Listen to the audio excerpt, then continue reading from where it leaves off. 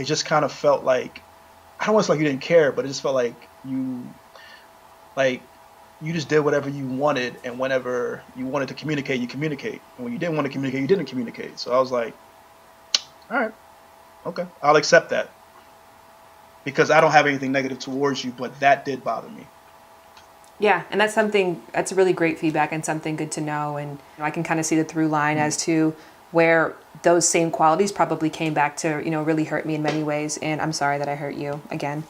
Hey there, lovers and friends. So yeah, I really did this. I spoke with an ex who I would refer to as an ex-fiance. Do you remember that we were engaged? Ah, I'm not sure what I intended when I requested that Ovan do this talk with me, but it definitely wasn't the drag fest that it ended up being for me. But that's okay. That's how we grow. That's how we know. By understanding our past, we can control more about our future. When we know what our output was, we have a better understanding for what to change for a better outcome. And so I'm taking all the bad that was given in this discussion, and there was a lot of bad. And even though it was years and years ago, I'm still finding constructive ways to apply that to healing from other past failed relationships, and also for things that I know absolutely going forward in my marriage, I have to be mindful to keep in check for myself. So Ovan and I dated when I went to Coppin State University. And when you are dating somebody, when both of you are staying on residence, it really accelerates the relationship. We essentially lived together. We spent every night together, we ate together. And so I think that even though it was a long time ago and I was very young, I do still consider this to be one of the most impactful relationships, which is why I still felt it was relevant to chat with him here today. Now, many of you who have read The Game of Desire know that chapter 5 is called X Marks the Spot. And in that, I encourage the women that I worked with, and thus all of you as readers, to go back and interview an ex to see from their perspective how things went down so you can learn from that. I didn't anticipate that this would be an ex interview exercise. That's precisely what it was. And it made me really start to think about the questions that I had in the Game of Desire and how I could update those so people could get as much out of the conversations with their ex that I got out of it with Ovan. So please go to thegameofdesire.com/X to find an updated list of questions should you feel inspired to try this exercise for yourself. Of course, thegameofdesire.com is a website that is powered by Squarespace, and Squarespace is the sponsor of this video. Whatever you need, from websites to online stores to marketing tools like newsletters, Squarespace has you covered. Choose from tons of templates to make your web presence stunning, and make it fast. Last month, Shan ran a contest and gave someone Squarespace for an entire year. Since then, life coach Lene built tlenays.com. Now it's your turn to power your next big idea with an all-in-one platform. If you haven't done so, go check out squarespace.com for a free trial. And when you're ready to launch, go to squarespace.com/shanbooty to save 10% off your first purchase of a website or a domain. Hi, Ovan Short. hey, what's going on, Shannon? How are you? I'm doing excellent. On a scale of 1 to this is so crazy random, where would you pinpoint this conversation? On a scale of randomness, close to about a 7 and 8. Around that area, 7.5. I feel like I should have built up a reputation for being random enough to where this is not random at all. But it's been so long, so it's like I kind of forgot the randomness, and so. But that's not true though, It's a refresher. I did see you recently. I saw you with five years ago. Was it 5 years?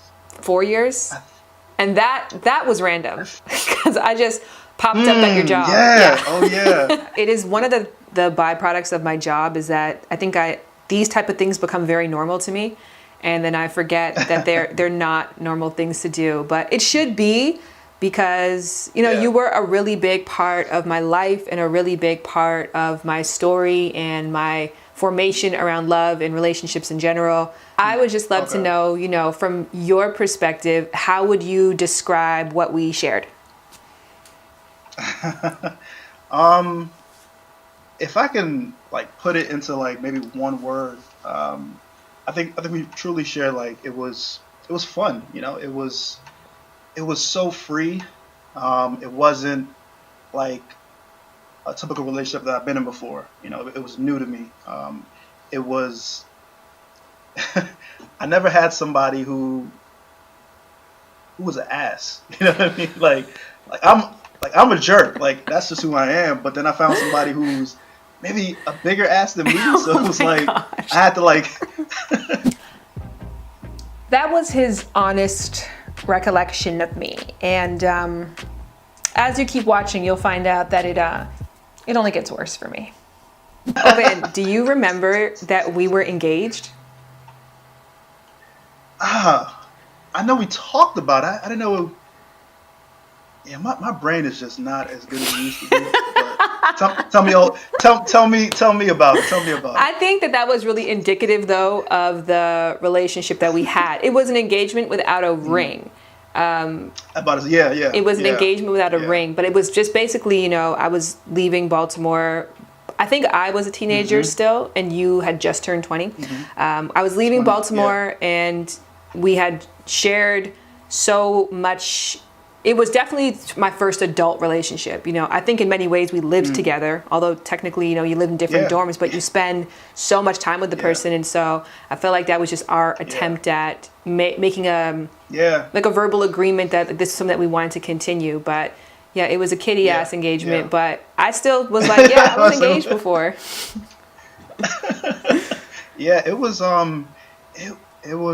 amazing. I think I remember that day like when you were getting ready to leave, and it was hard because like you said, we spent so much time together, and like during that time, like at least on my end, I was going through that.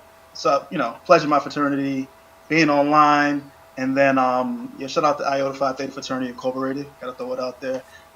So when I was online, just coming back to the dorms, coming by to see you, it was like, you were there for me. You were like holding it down, and we have this like house relationship, It's just do my fiance duties. You know what it is. holding it down, Holding right? it down. Do you feel like there's anything that I owe you an apology for?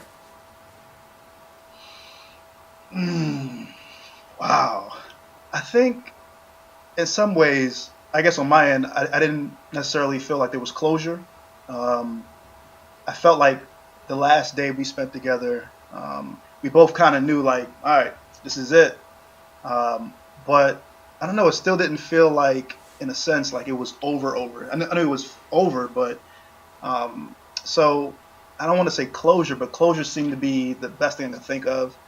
And it was hard because I remember, when you left to go to Canada first, you said something to me that was kind of hard for me to stomach, but it was true. Like I had to understand that logically, that physically we're not together.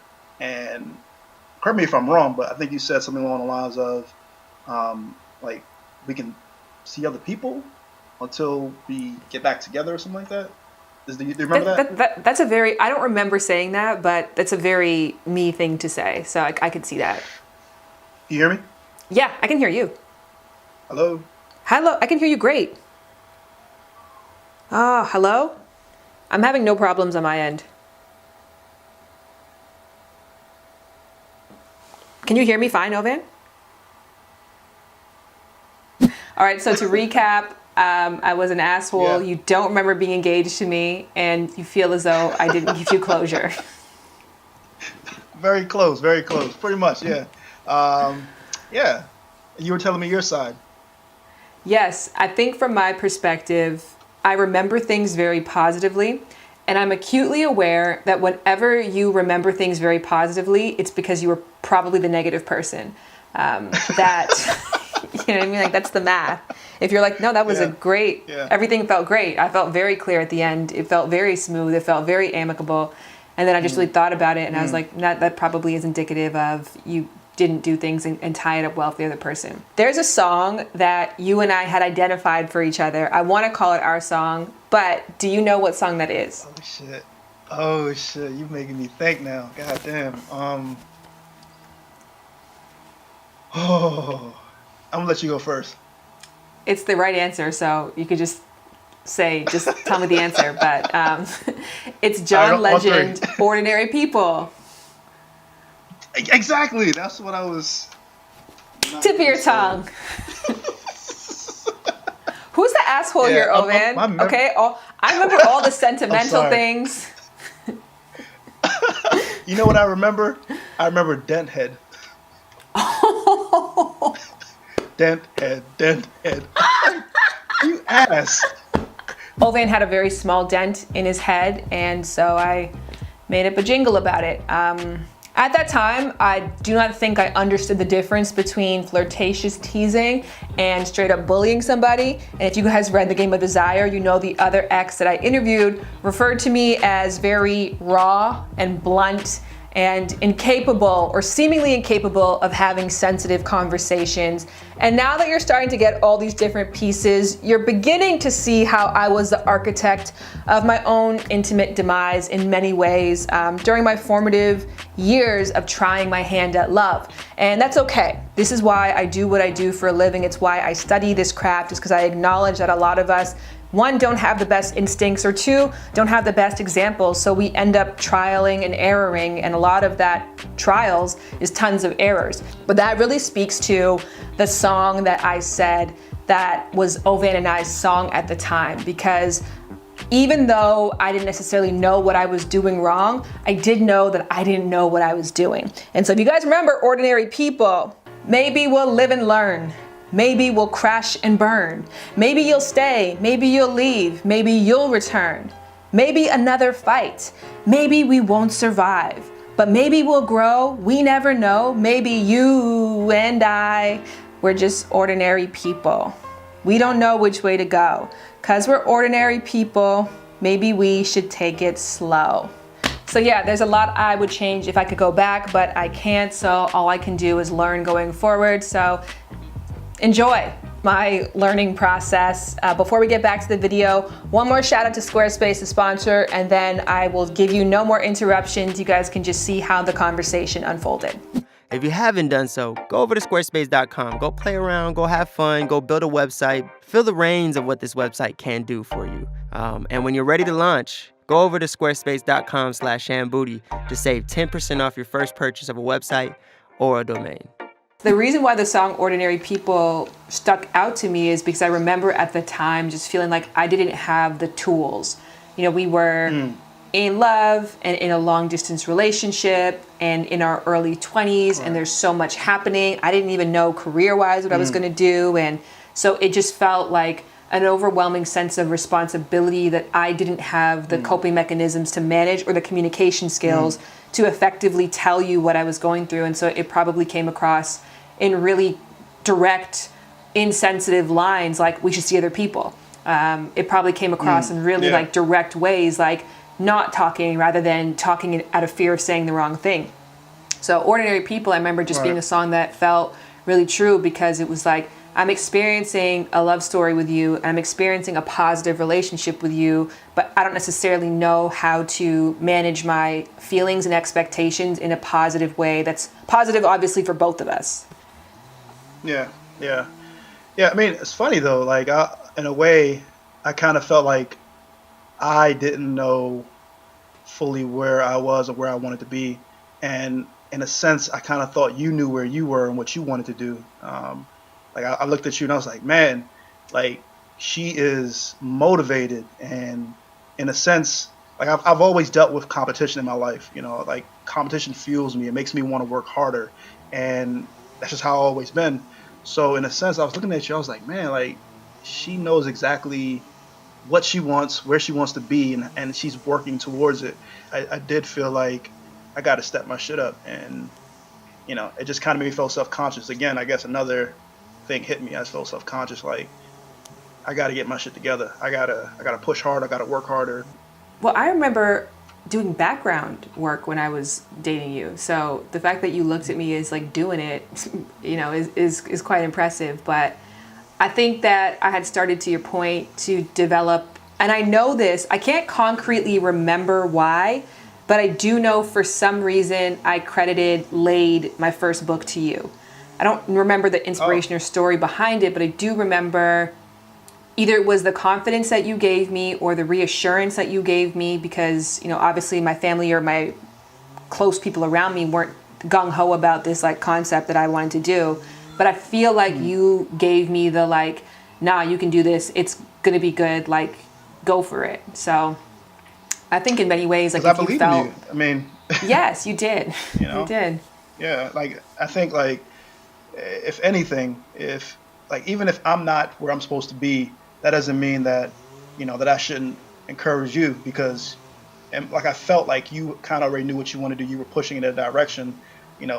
What kind of person would I be to discourage you? I said, hey, you shine, we shine, right? So I feel like you were the first person to take an active interest in me as like a whole person and to support that the growth of the whole person, and to be a mm, partner to me. So I'm just so grateful mm, for that. And I can't say that after you, I went on to have incredible partners. That's a damn lie. But I feel like you just knowing that I had something with you that was like based in friendship, that was based yeah, in mutual, passion for each other, that was based in support, that was not toxic yeah, in from my perspective. yeah, Like knowing that was yeah, possible was so hugely important for me. So I want to say yeah. thank you. Hey, no, I mean, like I said, I think at different times we supported each other. Yeah. But then you kind of feel like it took a downturn where it stopped being like uplifting for you. I won't say that it stopped feeling like uplifting. I would say that maybe in a sense I kind of got in my own head, like later towards our relationship, and I kind of felt like some things you were expecting me to be comfortable with, I wasn't comfortable with because again, like I said, if I'm all for you, like I'm like boom, nothing else, nobody else, and then when you hit me with the line like, you know, we could see other people, and then get back together, and it's like that means somebody else is going to be with you. Like I don't want that. But it was like in a sense, I felt like I didn't have a choice because it made sense logically, but emotionally, it didn't make sense. So Yes. It didn't align with who you were and how you love. yeah, Yeah. But I don't know if yeah, you're like aware, like even like my marriage or my relationship now is based on the principles of non-monogamy. So like that I mm, just want you to know is like not a reflection of how I felt about you or a reflection of not mm, feeling like enough with you. That is just genuinely mm, like how I express love. Like that is mm, my capacity to do that to some extent, to feel very comfortable with my mm. partner going out there and experiencing and me experiencing, while that not meaning anything different between you and I. No, I mean that's good to hear. I mean, I think that's a part of that closure because, like I said, it struck me kind of wrong, and I didn't know exactly why. I mean, granted, I understand why because we're apart, but I didn't understand why it was so comfortable for you to say, "Hey, we'll just see other people," and it was like I've never, been in that situation before. Even when I was with somebody in my younger years, and we were like in one town and another town, I still stay faithful. As far as I know, she was faithful, I guess. But that's kind of how my mentality was. Like, all right, we'll find a way to make it work. And I and it was this guy. I can't remember. He might have been your ex, but I remember. I remember a situation. I don't know if you remember it, but it's when I think we were in the mall, and I think you ran into him, and it was like I felt something there. I felt something that told me like she still has feelings for this guy, and I didn't say anything, but I remember that feeling like she still got feelings for this guy, and if I'm not here, will he take my place? And that just kind of blew my mind still. That notion that I could be with you and be happy with you, but still see somebody from my past, and you could see like pieces of me that wanted to be happy with that person, like that didn't compute. Hmm. Mm, mm, yeah, no, yeah, it didn't. Yeah, I mean, you couldn't really like it just so happened to be that way, but like that part right there it didn't connect for me in a way where I understood it to be it is what it is. It was more like the fuck like like huh, okay, Don't feel good. But you know This what doesn't though feel good. too? This feeling. Yeah, and I probably again did not have the capacity to explain to you or even that self-awareness to be like, this is very normal for me. All in all, I guess the closure that I want to give to you is that those feelings, if I, did express wanting to see other people, or if you did see a moment between me and an ex in front of you and that felt like, well, how could you care for me and still feel that? Like, that's probably more in my nature than has anything to do with personal to you, because in my mind and in my recollection and in my books for the rest of now till forever, like, you were a life-changing partner for me. You were an awesome person. I am like so much better for having. Don't my moment, Ovan. Back. No, like no, like it. So look, one of my love. Have you taken the love languages, the five love languages? Yes. So one of my top language is words of affirmation. So I've never heard this from you before. So you're getting like the raw feeling of ooh, like it kind of hits the heart. Like okay. Oh, it came across in a but it was really a ooh. Yeah, it was like oh, like what's this? Ooh. Yeah. So. Do you know what's interesting though? I guess in many ways, and this is just sort of indicative, I guess, of your character, but for a living, I talk about sex and love, right? And so my relationships come up a lot. I never reference anybody by name or any distinguishing characteristics, but I have talked about you before.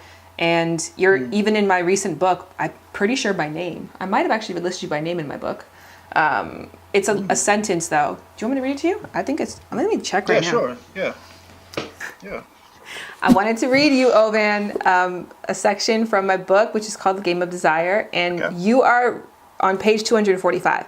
And I will say this, I make a really strong attempt never to use people's names, but for some reason I felt at liberty, which now that I'm saying this out loud, I thought should have cleared this with you first, because I'm sure there's not a lot of Ovans out there. No, it's not. No. But it's good. It's good though. Okay. All right, let's see. All right. In your final awesome days of raging on this incredible planet, I fail to see any circumstances where you're going to choke out the words, I'm so glad that in my 20s and 30s I chickened out and avoided that person that made me feel alive. Even today, when I think back on the inconceivable disappointments that love has awarded me with, I smile because that is exactly what those experiences are to me, awards.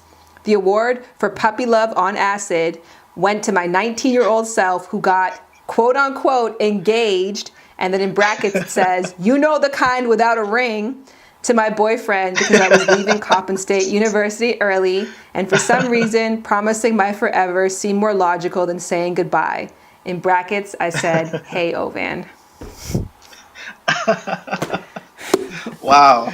I'm speechless on that one. Well, yeah, know your name is in a book somewhere, and it's for good reason.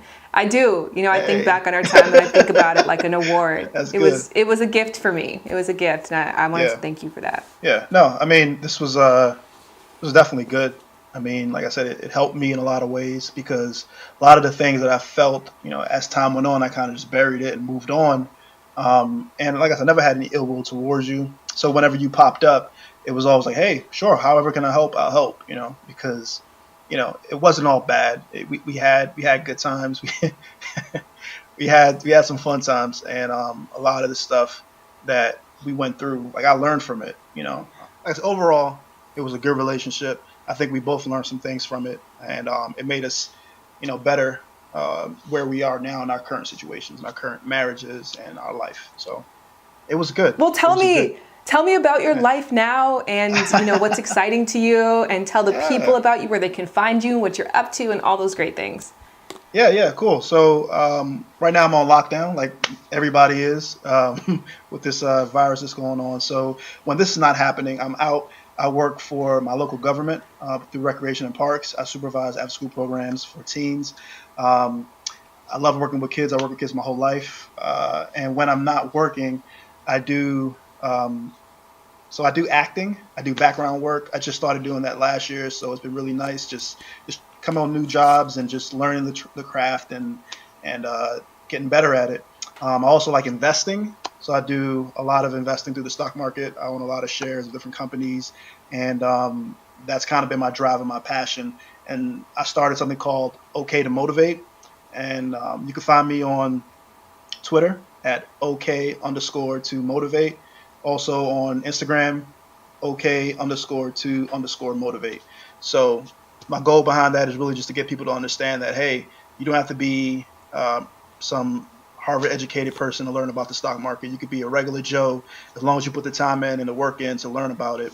You know, it's fun. And this is the time now where you get a chance to make your money because, you know, as you can see, the government is bailing out everyone else except for the individual person. So why not make some money? Yeah. Yes, amen. That's honestly, I'm so proud of you. I'm so in awe of all that you're doing. I'm really happy for your family. I'm happy for your growth.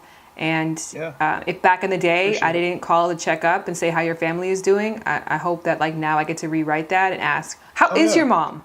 Big shout out to Ovan for being down to have this conversation. Also, shout out to Ovan's wife for being cool with us having this discussion on the World Wide Web. Personally, I know that I was better for it. I hope you as a viewer took something interesting out of this and it helped you to reflect on yourself. Once again, if you want to do this exercise, I suggest you go to thegameofdesire.com/X because I gave you a list of questions there and some additional tools. Should you want to embark on it and should you want it to be as impactful as possible. I realized when I watched back this video in the edit, the one impactful thing that I did not do was just straight up say, I'm sorry. If there's something that you feel that you could have done differently, you might owe it to the other person just to say, I'm sorry.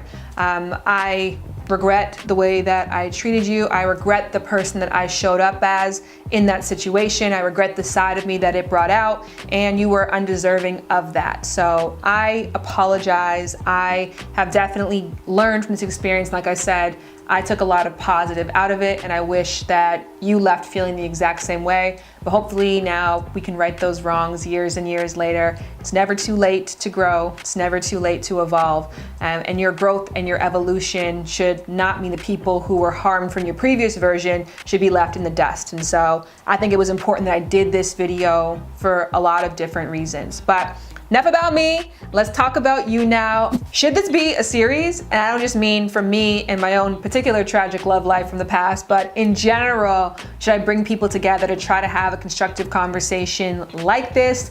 Also, would you be intrigued on having a constructive conversation like this? Let's have a chat about exes, the past, and what role they play in your future in the comment section below.